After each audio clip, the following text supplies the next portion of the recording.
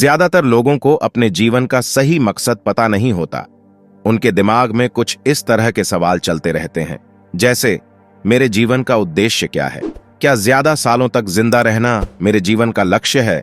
क्या ज्यादा पैसा कमाना मेरे जीवन का मकसद है? अगर आपके मन में भी ये सवाल चल रहे हैं तो चिंता मत कीजिए, क्योंकि इस वीडियो में आपके इन सभी सवालों का जवाब मिल जाएगा। दोस्तों, कुछ लोगों को अपने जीवन का मकसद पता होता है और वह उसे हासिल करने के लिए ही जीते हैं, लेकिन कुछ लोग ऐसे भी होते हैं जो अपनी पूरी जिंदगी दुविधा में रहते हैं और वे अपने मकसद से बिल्कुल अनजान रहते हैं। आखिर ऐसा क्यों होता है? अब हम यही जानने की कोशिश करेंगे। इकिगाई एक जापानी शब्द है और इसी शब्द में जापान के लोगों की लंबी आयु का रहस्य छिपा है। इकिगाई का सामान्य अर्थ हमेशा व्यस्त रहने से मिलने वाला आनंद है। जापान के ओकिनावा आइलैंड में सबसे ज्यादा उम्र वाले लोग पाए जाते हैं और जिसका कारण है उनका इकिगाई। वहां के लोग अपना हर दिन इकिगाई के हिसाब जीते हैं। ऐसा कोई भी काम जिसे करने से आपको आनंद या खुशी का एहसास हो, जिससे आप लोगों की मदद कर सकें, जो काम आपको नई पहचान दिला सके और जिस काम को आप अपना व्यवसाय बनाकर पैसा कमा सकें। असल में वही काम आपका इकिगाई है। अब सवाल ये उठता है कि अपने इकिगाई की पहचान कैसे करें? दोस्तों, अगर आपको अपना इकिगाई मालूम नहीं है तो आप कुछ स्टेप्स के जरिए इसका पता लगा सकते हैं। अब हम आपको इकिगाई तलाश करने का तरीका बताने वाले हैं। हर इंसान का इकिगाई अलग अलग हो सकता है, लेकिन इकिगाई की पहचान करने का तरीका हर इंसान लिए समान होता है। क्या कोई ऐसा काम है जिसे करना आपको बेहद पसंद हो, जिसे करने में आपको मजा आता हो, जिसे आप बहुत अच्छी तरह से करते हो, जिसे करते समय आपको थकान भी महसूस ना हो, जिसको करने के लिए आप किसी भी हद तक जा सकते हैं? वास्तव में ऐसे काम को ही हम पैशन या जुनून कहते हैं। अब ये आपको देखना है कि आपका पैशन क्या है। हो सकता है आपका पैशन सिंगिंग करना हो, डांसिंग करना हो या फिर कुछ और। अपने पैशन को जानना ही अपने इकिगाई को तलाश करने का पहला स्टेप है। अब हम ये मानकर चलते हैं कि आपको अपना पैशन मालूम हो गया है। जो काम आपका पैशन है, क्या उस काम के लिए लोग आपको पैसे दे सकते हैं या उस काम को करने से आपको पैसे मिल सकते हैं? अगर आपका जवाब हां है, तो आप अपने पैशन को अपना प्रोफेशन बना सकते हैं। ऐसा करने से आपकी लाइफ बहुत ही आसान हो जाएगी। कोई भी ऐसा काम जिसे करने से आपको पैसे मिलते हैं और जिस काम को करने से आप लोगों की मदद कर पाते हैं या लोगों की जरूरत को पूरा करते हैं, वो काम ही आपका वोकेशन है। कोई भी ऐसा काम जिसे करना आपको पसंद है और जिस काम की लोगों को नीड है, उस काम को आप अपना मिशन बना सकते हैं। इन चारों स्टेप्स से एक कॉमन पॉइंट बनता है और वही है आपका इकिगाई। और जापान के लोगों के खुशहाल और लंबी आयु तक जीने की असली वजह उनका इकिगाई है। बढ़ती उम्र में भी युवा रहने की कला आपके अस्तित्व की वजह क्या है? जापान के लोगों का मानना है कि हर इंसान के जीवन का एक इकिगाई होता है। अलग अलग देशों में इसे अलग अलग नामों से जाना जा सकता है। जैसे फ्रांस में इकिगाई का मतलब जीवन का उद्देश्य होता है। इकिगाई हर इंसान के अंदर छिपा है। कुछ लोगों को उनका इकिगाई मिल जाता है और कुछ उसकी खोज में लगे रहते हैं। जापान के ओकिनावा शहर के लोगों की सुबह उठने की वजह ही उनका इकिगाई होता है। आपके अस्तित्व की असली वजह आपका इकिगाई है। जापान के लोग रिटायर होने के बाद भी किसी न किसी काम में व्यस्त रहते हैं और अपने आप को हमेशा सक्रिय रखते हैं। जब तक उनका शरीर उनका साथ देता है, तब तक वह अपना पसंदीदा काम करते रहते हैं। आपको यह जानकर आश्चर्य होगा कि जापान की भाषा में रिटायरमेंट जैसा कोई शब्द ही नहीं है। जापान के ओकिनावा शहर में अक्सर लोग खाना खाने से पहले हारा हारा बू का इस्तेमाल करते हैं। इसका मतलब होता है कि सिर्फ उतना ही खाना खाए जिससे आपका पेट 80% भर जाए। इसका मतलब यह हुआ कि खाना खाने के बाद भी आपको अपना पेट 20% खाली रखना चाहिए। आप सोच रहे होंगे कि ऐसा करने से क्या फायदा होता है। दोस्तों, कम खाना खाने की वजह से खाना पचाने में हमारी कम ऊर्जा खर्च होती है और यह तीव्र कोशिकीय ऑक्सीडेशन की प्रक्रिया को भी कम करता है। साथ ही हमें आलस्य भी कम आता है।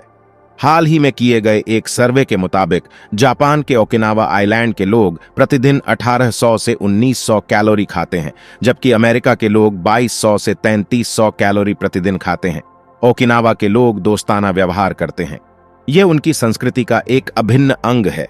मोआई का अर्थ है एक ही उद्देश्य से इकट्ठा हुए लोगों का समूह। मोआई के सभी सदस्य मासिक चंदा इकट्ठा करते हैं और यदि इस समूह के किसी भी व्यक्ति को किसी भी तरह की सहायता की जरूरत होती है तो वह एक दूसरे की मदद करते हैं।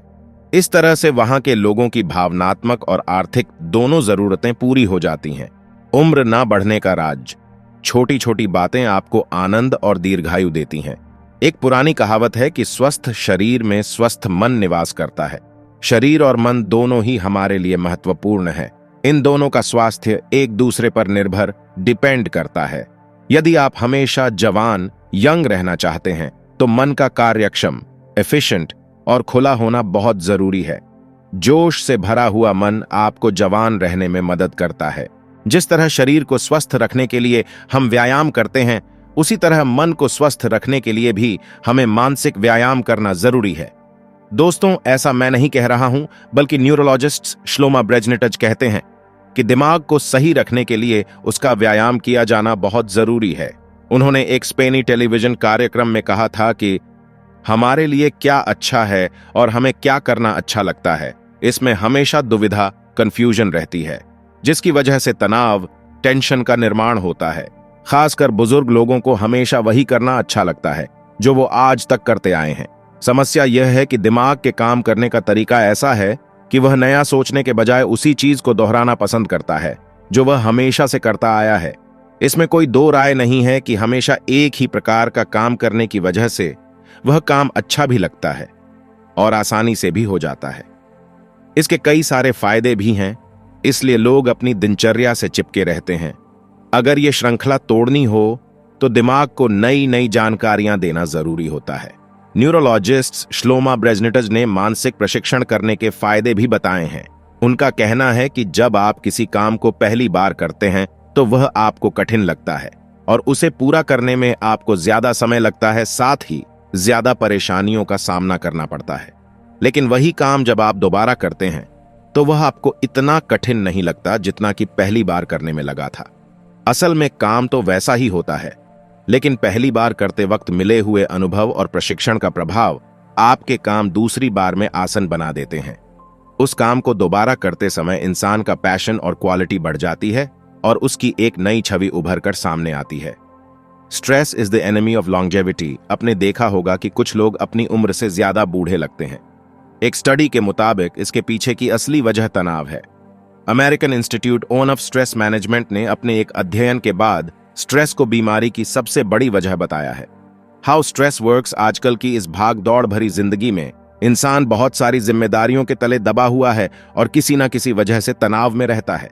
लेकिन क्या आप जानते हैं कि लगातार तनाव में रहना शरीर के लिए कितना हानिकारक होता है? तनाव मस्तिष्क की याददाश्त, मेमोरी से संबंधित कोशिकाओं पर भी नकारात्मक असर डालता है। तनाव की वजह से ही निराशा पैदा होती है। तनाव के कारण है चिड़चिड़ापन, नींद न आना, चिंता और रक्तचाप जैसी समस्याएं होने लगती हैं। अगर आप समय से पहले बूढ़ा नहीं होना चाहते हैं तो आपको अपनी दिनचर्या में कुछ बदलाव करने होंगे और अपने जीवन को तनाव मुक्त करने की कला सीखनी होगी। तनाव कम करने के लिए हमेशा सजग रहें, क्योंकि हमें सताने वाले डर और चिंताएं चाहे असली हो या नकली, लेकिन उसे पैदा होने वाले तनाव का परिणाम असली ही होता है। लगातार ज्यादा बैठे रहने से भी बुढ़ापा आता है। लगातार एक ही जगह बैठकर काम करने वाले लोगों में उक्त रक्तचाप, बदहजमी, हृदय रोग, हड्डियों का कमजोर होना और मोटापा जैसी बीमारियों के होने का खतरा बढ़ जाता है और ऐसे लोग अपनी वास्तविक उम्र से पहले ही बूढ़े लगने लगते हैं। इन सभी समस्याओं को आप अपनी दिनचर्या में थोड़ा सा बदलाव करके जड़ से खत्म कर सकते हैं। छोटे छोटे बदलाव आपको इन बड़ी बड़ी बीमारियों से बचाने में मदद कर सकते हैं। अगर आप कोई ऐसा काम करते हैं जिसमें आपको दिन भर बैठना पड़ता है, तो आप कुछ देर के लिए खड़े होकर टहलने लगे। प्रत्येक दिन में कम से कम 20 मिनट पैदल चलें। टीवी या मोबाइल पर व्यर्थ बैठने से अच्छा है आप सामाजिक कार्यों में सम्मिलित हों। जंक फूड की बजाय फल और पौष्टिक चीजें खाने की शुरुआत करें। अच्छी नींद लें। सामान्यत 7 से 9 घंटे की नींद काफी होती है। शरीर को हानि पहुंचाने वाली आदतों को छोड़ें और अच्छी आदतों को अपनाएं। कोई ऐसा खेल या काम जरूर करें जिससे आपका शरीर मूवमेंट में रहे। जवान रहने का नजरिया। जो लोग अपनी समस्याओं और जीवन को सकारात्मक नजरिए से देखते हैं और अपनी भावनाओं को सही दिशा देना जानते हैं, ऐसे लोग लंबी आयु प्राप्त करते हैं।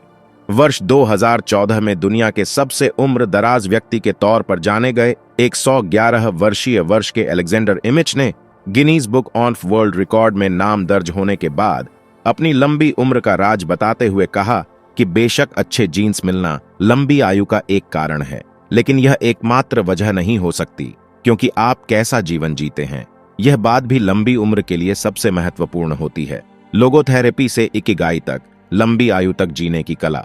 लोगोथेरेपी क्या है? इसका सीधा सा जवाब है, लोगोथेरेपी लोगों को उनके जीने का मकसद ढूंढने में मदद करती है। विक्टर फ्रैंकल ने यह निष्कर्ष निकाला कि लोगों को जिंदा रहने के लिए किसी न किसी मकसद की जरूरत होती है। विक्टर फ्रैंकल का मानना है कि जब कोई इंसान अपने जीवन में किसी चीज को हासिल करना चाहता है तो उसे सुस्त जीवन जीना अच्छा नहीं लगता, बल्कि वह चुनौतियों से भरा जीवन जीना पसंद करता है। लेकिन आज के आधुनिक युग में इंसान वो काम नहीं करता जो उसे करना अच्छा लगता है, बल्कि वो उस काम को करता है जो उसे दूसरों के द्वारा बताया जाता है। आज के समय में ज्यादातर लोग ऐसा ही कर रहे हैं। लोग पैसों के लिए जिंदगी भर ऐसा काम करने के लिए तैयार हो जाते हैं जिसे करना उन्हें बिल्कुल भी पसंद नहीं होता है, जिसकी वजह से कई बार ऐसी परिस्थितियां पैदा हो जाती हैं कि इंसान के दिमाग में आत्महत्या करने जैसे विचार आने लगते हैं। हर किसी के पास असाधारण महान कार्य करने की क्षमता होती है।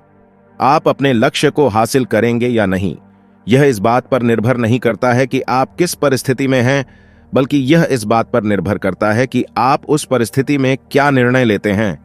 मोरिता थेरेपी जीवन उद्देश्य के आधार पर जापान में विकसित की गई थेरेपी है।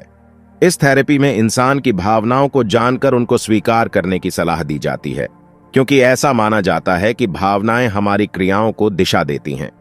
मोरिता थेरेपी के 3 मूल सिद्धांत है: अपनी भावनाओं को स्वीकार करें, जो कर रहे हो वही करें, अपने जीवन उद्देश्य की खोज करें। मोरिता थेरेपी लगभग 15 से 30 दिन तक चलती है और इसमें 4 स्टेप्स होते हैं: अलग रहना और आराम करना, हल्का पेशेवराना प्रशिक्षण, पेशेवराना थेरेपी, सामाजिक और वास्तविक दुनिया से जुड़ना। स्टेप 1, अलग रहना और आराम करना। शुरुआत में मरीज को 5 से 7 दिनों तक एक कमरे में आराम करने के लिए छोड़ दिया जाता है और उसे बाहरी चीजों जैसे टीवी, मोबाइल, दोस्त, खेलकूद, परिवार आदि से दूर रखा जाता है। उसे सिर्फ अपनी भावनाओं में होने वाले बदलाव का अध्ययन करने की सलाह दी जाती है। इस स्थिति में मरीज काम न करने की वजह से बिल्कुल परेशान हो जाता है और कुछ न कुछ करने के लिए उतावला होने लगता है। स्टेप 2, हल्का पेशेवराना प्रशिक्षण। इस स्टेप में मरीज 5 से 7 दिनों तक चित्रकला, बागवानी, व्यायाम जैसे हल्के फुल्के कार्य करता है। उसे डॉक्टर के अलावा किसी से मिलने की इजाजत नहीं दी जाती है। उसे अपने विचारों और भावनाओं को डायरी में लिखने की सलाह दी जाती है। स्टेप 3, पेशेवराना थेरेपी। इस स्टेप में मरीज को 5 से 7 दिनों तक शारीरिक रूप से कुछ कठिन कार्य करने होते हैं। इस चरण में मरीज को दूसरे लोगों के साथ सिर्फ काम के बारे में बात करने की इजाजत दी जाती है। स्टेप 4, सामाजिक और वास्तविक दुनिया से जुड़ना। इस स्टेप में मरीज को अस्पताल से सामाजिक जीवन में जिंदगी जीने के लिए छोड़ दिया जाता है। इस पूरी प्रक्रिया का सिर्फ एक ही मकसद होता है: इंसान को उसके जीने का उद्देश्य समझाना। अपने हर काम में प्रवाह की खोज करें। कार्य और खाली समय का इस्तेमाल अपने विकास के लिए कैसे करें? अरस्तु ने कहा है कि हम जैसा करते हैं वैसे बनते हैं। इसलिए उत्कृष्टता कोई क्रिया नहीं है, यह तो हमारी आदत है। जब कोई इंसान किसी काम के साथ एकरूप हो जाता है और उस काम को करते वक्त अपना पूरा होश खोकर उसमें खो जाता है, उस अवस्था को प्रवाह कहते हैं। यानी प्रवाह एक ऐसी अवस्था है जिसमें मनुष्य आनंदित, उत्साहित और सृजनशील जीवन जीता है और तन मन से उस कार्य में जुड़ जाता है। प्रवाह की अवस्था आने पर मनुष्य अपने काम में इतना डूब जाता है कि आसपास क्या घट रहा है इससे उसे कोई फर्क नहीं पड़ता। जिस काम को करते समय आप प्रवाह की स्थिति में चले जाएं, वास्तव में वही आपका इकिगाई है। आपने अक्सर देखा होगा कि जो काम आपको पसंद है उसे करते हुए समय कब बीत जाता है आपको पता भी नहीं चलता, लेकिन जो काम आपको नापसंद है उसको करते हुए समय काटे नहीं कटता।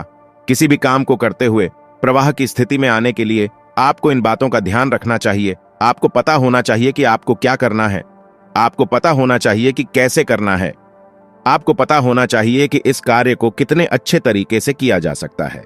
आपको भविष्य में आने वाली चुनौतियों का पता होना चाहिए, आपको जरूरी स्किल्स का पता होना चाहिए, आपका मन कंसंट्रेट होना चाहिए। अगर किसी काम को करते समय आपको ऐसा महसूस होने लगे कि आपकी एकाग्रता भंग हो रही है, मुश्किल काम खोजें, लेकिन ज्यादा कठिन नहीं। आपको अपने लिए ऐसे काम की तलाश करनी चाहिए जिससे करने में आपको थोड़ी कठिनाई हो। आपके आराम के दायरे से वह काम थोड़ा बाहर होना चाहिए, क्योंकि यदि आप अपने लिए बेहद आसान काम चुनेंगे तो उसे करने में आपको मजा नहीं आएगा और वह काम कुछ समय बाद आपको बोरिंग लगने लगेगा। अगर आप एक ग्राफिक डिजाइनर है तो अगला काम सॉफ्टवेयर सीखना हो सकता है। अगर आप एक डांसर है तो आप किसी ऐसे स्टेप को सीख सकते हैं जो आपको कठिन लगता हो। जब आप अपनी रुचि और क्षमता के हिसाब से किसी काम को चुनते हैं तो उसे करने में आनंद आने लगता है और हम प्रवाह में आने लगते हैं।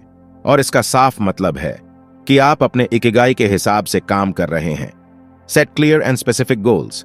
यदि आप प्रवाह में आना चाहते हैं तो आपके पास स्पष्ट और पक्का लक्ष्य होना चाहिए और फिर उस काम में अपने आप को पूरी तरह से झोंक देना चाहिए। यदि आपके पास स्पष्ट और पक्का लक्ष्य नहीं है तो यह बिल्कुल ऐसा है मानो आप नक्शे के साथ समुद्र की यात्रा पर निकले हो और आपको यह मालूम नहीं कि पहुंचना कहां है। इसलिए आपके साथ नक्शे के अलावा कंपास भी होना जरूरी है, क्योंकि यह आपको उस जगह पर लेकर जाएगा जहां आप वास्तव में जाना चाहते हैं। यदि आपका लक्ष्य बड़ा है तो उस लक्ष्य को छोटे छोटे टुकड़ों में बांट लें और फिर उसके एक एक टुकड़े पर पूरी ताकत से हमला करें। एक ही लक्ष्य पर ध्यान केंद्रित करें। आजकल ज्यादातर लोगों की समस्या है मन का विचलित होना। जब आप किसी काम को करते हैं तो आपका ध्यान इधर उधर भटकने लगता है। आपने अक्सर देखा होगा कि कई बार लोग खाना खाते हुए मोबाइल या टीवी में इतने व्यस्त हो जाते हैं कि उन्हें पता ही नहीं होता कि खाना वास्तव में कैसा था या उस खाने में नमक कम था या ज्यादा। कुछ लोगों को यह गलत फहमी होती है कि वे एक साथ एक से ज्यादा काम करने की वजह से अपना समय बचाते हैं, लेकिन यह साबित हो चुका है कि ऐसे लोगों की कार्य क्षमता बाकी लोगों के मुकाबले कम होती है। इसलिए काम करते समय आपका ध्यान सिर्फ अपने काम पर केंद्रित होना चाहिए। यह प्रवाह हासिल करने की सबसे इंपॉर्टेंट जरूरत है। किसी भी काम को कंसंट्रेट होकर करने के लिए इन बातों का होना बहुत जरूरी है। अच्छा माहौल, आत्मविश्वास, ध्यान, मेडिटेशन। विश्व के सबसे दीर्घायु लोगों का महत्वपूर्ण मार्गदर्शन। पूरी दुनिया में लगभग 350 से 400 लोग ऐसे हैं जिनकी उम्र 110 साल से ज्यादा है और ऐसे लोगों की संख्या सबसे ज्यादा जापान में है। विश्व के सबसे लंबी आयु वाले लोगों का खान पान कैसा होता है? वर्ल्ड हेल्थ ऑर्गेनाइजेशन WHO के अनुसार पूरी दुनिया में सबसे ज्यादा आयु वाले लोग जापान में पाए जाते हैं और जापान के ही ओकिनावा आइलैंड में सबसे ज्यादा लंबी आयु वाले लोग पाए जाते हैं। हम जापान के लोगों के दीर्घायु होने के कुछ राज पहले ही बता चुके हैं। जापान के लोगों की साथ खाद्य संस्कृति के बारे में। आखिर जापान के लोग ऐसा क्या खाते हैं जिसकी वजह से वे लंबी आयु तक जीते हैं? आपको बता दें कि जापान का ओकिनावा आइलैंड दुनिया की ऐसी जगह है जहां सबसे ज्यादा लंबी आयु के लोग पाए जाते हैं। उस आइलैंड पर ट्रेन और कार नहीं चलती हैं। वहां के लोग केवल साइकिल से या पैदल ही यात्रा करते हैं। ओकिनावा आइलैंड के लोग मीठे पकवान और चॉकलेट आदि का बहुत कम प्रयोग करते हैं। यहाँ के लोग प्रत्येक दिन औसतन 7 ग्राम नमक का सेवन करते हैं। जापान के ओकिनावा आइलैंड में ग्रीन टी और जैस्मिन की चाय के मिश्रण से बनी सेम्पिनचा नाम की चाय का प्रयोग करते हैं। इस चाय को पीने के काफी ज्यादा फायदे हैं, जैसे खून में कोलेस्ट्रॉल की मात्रा घट जाती है, रोग प्रतिरोधक क्षमता बढ़ जाती है, तनाव कम होता है, हार्ट अटैक होने की संभावना कम हो जाती है। ग्रीन टी का राज इस चाय की शुरुआत सबसे पहले चीन में हुई थी। स्टडी से पता चला है कि इस चाय का लंबी उम्र पाने के लिए प्रयोग किया जाता है। इसके अलावा भी इस चाय के काफी सारे फायदे हैं, जैसे ग्रीन टी के सेवन से कोलेस्ट्रॉल नियंत्रित रहता है, ब्लड शुगर की मात्रा कम होती है, ब्लड सर्कुलेशन तेज होता है, हड्डियां मजबूत होती हैं, फ्लू से संरक्षण मिलता है, अल्ट्रावायलेट किरणों से होने वाले नुकसान से बचाती है, कुछ बैक्टीरिया के संक्रमण से बचाव होता है। शिकुवासा नींबू की तरह एक खट्टा फल है। इसका जापान के ओकिनावा थाईलैंड में सबसे ज्यादा उत्पादन किया जाता है। इसमें उच्च मात्रा में नोबिलेटिन पाया जाता है, जो हमारे शरीर में एंटीऑक्सीडेंट्स का काम करता है। शिकुवासा फल में विटामिन बी और सी के अलावा बीटा कैरोटीन और अनेक तरह के फायदेमंद मिनरल्स भी पाए जाते हैं। जापान के ओकिनावा थाईलैंड के लोगों की लंबी उम्र की एक वजह वहां पाया जाने वाला शिकुवासा फल भी माना जाता है। स्वस्थ और शतायु जीवन के लिए व्यायाम ब्लू जोन, यानी कि ऐसे स्थान जहां सबसे ज्यादा लंबी उम्र वाले लोग पाए जाते हैं, उनका अध्ययन करने के बाद यह निष्कर्ष निकाला गया कि ऐसी जगह के लोग अपने जीवन में किसी ना किसी गतिविधि में जरूर लगे रहते हैं। चाहे आप शहर में रहते हो या गांव में, लेकिन अपने शरीर को स्वस्थ रखने के लिए आपको हल्के फुल्के व्यायाम जरूर करने चाहिए। रेडियो ताइपो जापान के लोगों द्वारा सुबह के समय किया जाने वाला व्यायाम है। इसका मुख्य उद्देश्य लोगों के अंदर जोश और एकता की भावना का निर्माण करना होता है। ताइची ताइजिक्वान नाम से प्रसिद्ध ताइची व्यायाम जापान में काफी पुराने समय से प्रचलित है। बौद्ध धर्म में भी इसका जिक्र किया गया है। यह चीनी मार्शल आर्ट का एक अभिन्न अंग है। चीनी सरकार ने खुद इस व्यायाम को लोगों तक पहुंचाया। ताई ची व्यायाम का मुख्य उद्देश्य है खुद को और अपने प्रतियोगी को समझना, शक्ति पर कुशलता की मदद से जीत हासिल करना, स्थिरता की मदद से अपनी हलचल को नियंत्रित करना, चुनौतियों का सामना कैसे करें। दृढ़ता किसी काम के पीछे लगे रहना दृढ़ता नहीं है, बल्कि दृढ़ता का वास्तविक अर्थ दुनिया की तरफ देखने का हमारा नजरिया है। जिन लोगों का इकिगाई स्पष्ट होता है वह अपने एक इकिगाई को हासिल करने के लिए किसी भी हद तक जा सकते हैं, चाहे परिस्थितियों उनके विपरीत ही क्यों ना हो, चाहे उनके सामने समस्याओं का पहाड़ ही क्यों ना खड़ा हो जाए, वह अपना इकिगाई नहीं छोड़ते। समस्याओं का सामना करना ही हमारी असली दृढ़ता है। आपके साथ क्या घटना हुई यह महत्वपूर्ण नहीं है, बल्कि महत्वपूर्ण यह है कि आपने उस घटना के बाद क्या प्रतिक्रिया की। वाबी साबी और इचिगो इचिई इस क्षणभंगुर और परिवर्तनशील दुनिया में सुंदरता खोजने की कला को जापानी भाषा में वाबी साबी कहा जाता है। वाबी साबी एक जापानी कॉन्सेप्ट है। इसमें बताया गया है कि परिपूर्णता के बजाय अपूर्णता में सुंदरता को खोजना ही असली कला है। इस कॉन्सेप्ट की पुष्टि करने वाला एक और जापानी कॉन्सेप्ट है जिसे इचिगो इचिई कहते हैं। इचिगो इचिई का अर्थ है वर्तमान का पल ही असली है और यह चाहकर भी वापस नहीं आता है। जापान के हर तरह के सामाजिक समारोह, सम्मेलन और कार्यक्रमों में इनका जिक्र किया जाता है। अब हम यह जानेंगे कि आप इन दोनों कंसेप्ट से अपने दैनिक जीवन में कैसे लाभ उठा सकते हैं। इसका फायदा लेने के लिए आपको कुछ स्टेप्स लेने होंगे। स्टेप 1 और विकल्प तैयार करें। Create more options. जापान के लोगों का अपने प्राथमिक व्यवसाय के अलावा भी कोई ना कोई साइड बिजनेस जरूर होता है।